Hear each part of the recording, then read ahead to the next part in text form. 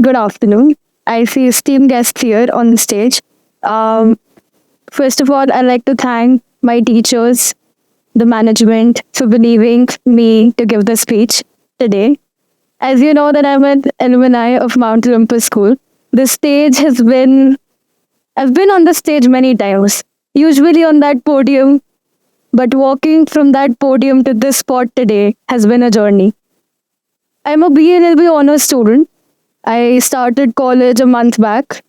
And one thing that I have learned in college is that the college where I've gone was not my dream college. Never wanted that college, but fortunate enough that now I've gotten like I've transferred to another college that I wanted. One thing is that the journey from graduating from school, from where Mehul today is to where I stand today as a college student, has been a long journey of 8 to 9 months. Last year, on 3rd December, I gave my CLAT exam, a life changing moment for me. My 5 years, my career depended on that one entrance exam. Unfortunately, I did not clear that and I could not get into an NLU. But my father reminded that a college does not define who you are. What defines is the personality behind what you portray to people. Coming back to where today I am, I'm a BLLB student.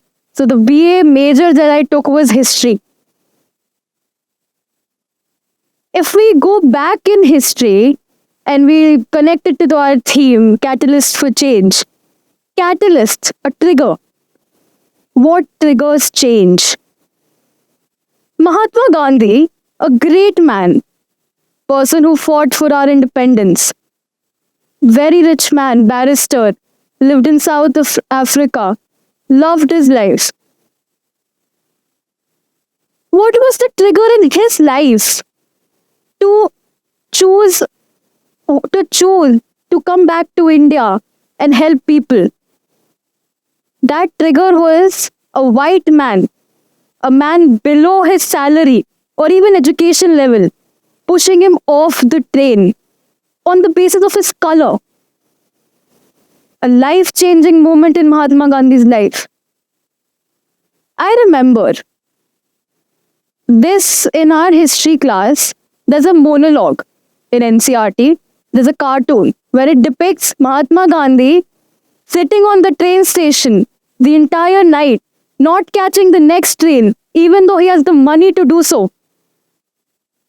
I mean, of course, he has the money to do so. He wears an 8-piece suit. I did not know an 8-piece suit existed, but it does exist. And Mahatma Gandhi had the money to buy that 8-piece suit in that economy. Imagine how rich he was. And he was just pushed off from a train on the basis of his color. That was a life changing moment. That was a trigger for Mahatma Gandhi to come back to India to deal with this discrimination. How many of us know the story of Jyoti Rao Phule? Another great being of our history.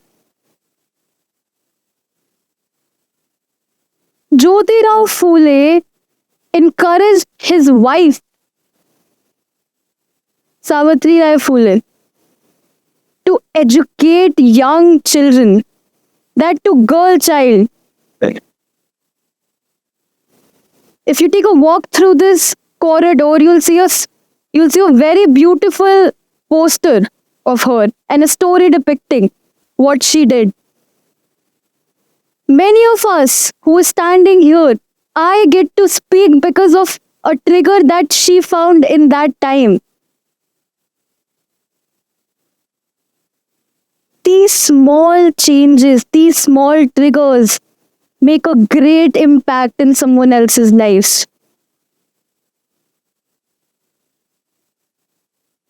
You know, it is sad that many of us fear change. Back when the concept of change was offered to me on a silver platter, even I was even I was fearful of it.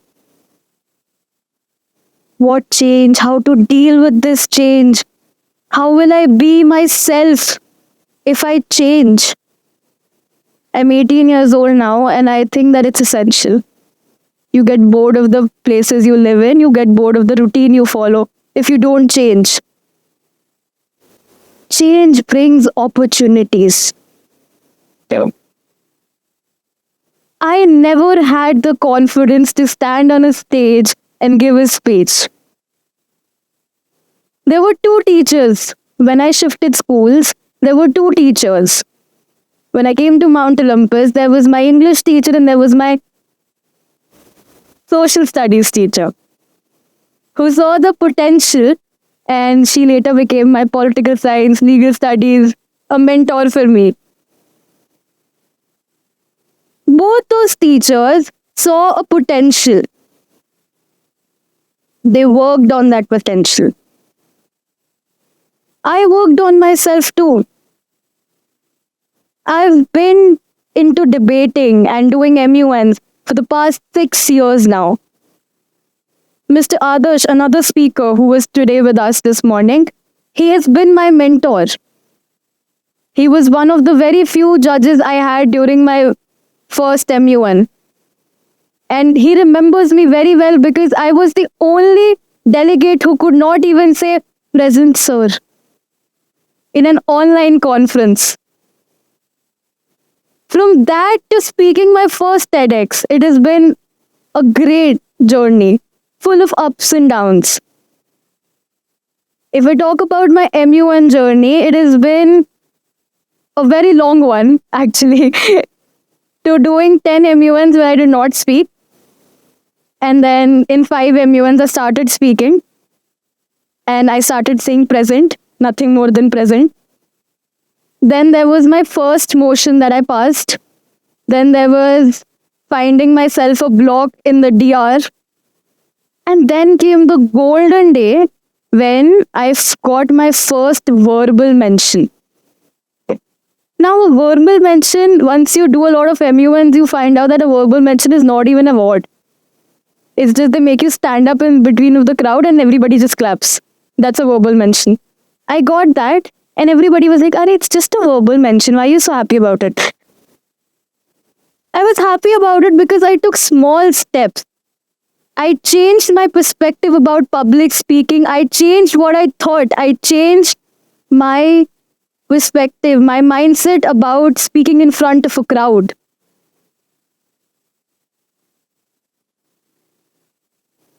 I believe, and this is something that can be very personal to me, but I believe that change is very essential. You might fear it in the starting, but once you get to be adaptive to changes, it's better. It becomes better. It favors you. I'll not speak more than 5 minutes now. So, another short story that I like to convey is that once I was sitting with our career counselor at school, Miss Tuti, I believe she was here. And in her class, it was a substitution class. She teaches psychology.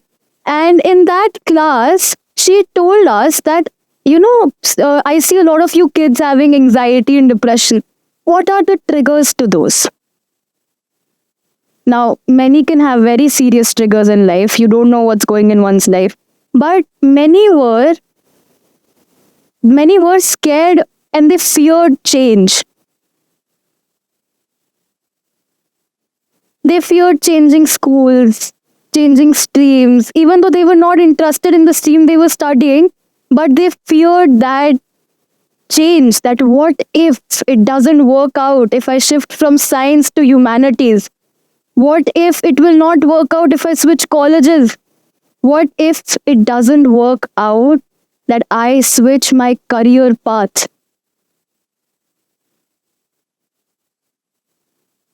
In her class and after her class, I did a research.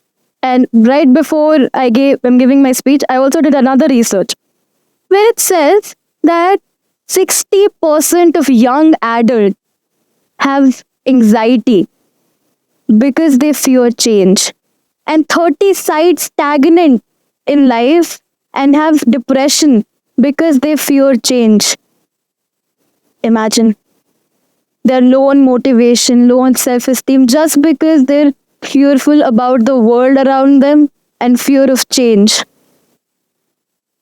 There's a very famous saying, not a saying, maybe a phrase, and that was pointed out yesterday by my older brother that, Yashmeet, he made me sat down and he's like, Yashmeet, this is something, right? Because I'm switching colleges now.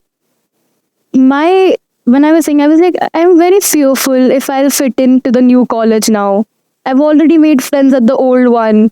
I've already started studying there. He said that, Yashmeet, trees, those trees get uprooted who don't go with the wind during the storm. And for survival, it is unnecessary to adapt to the situation you're in. So, my question today to everybody, older, younger, students, guests, everyone, remains the same.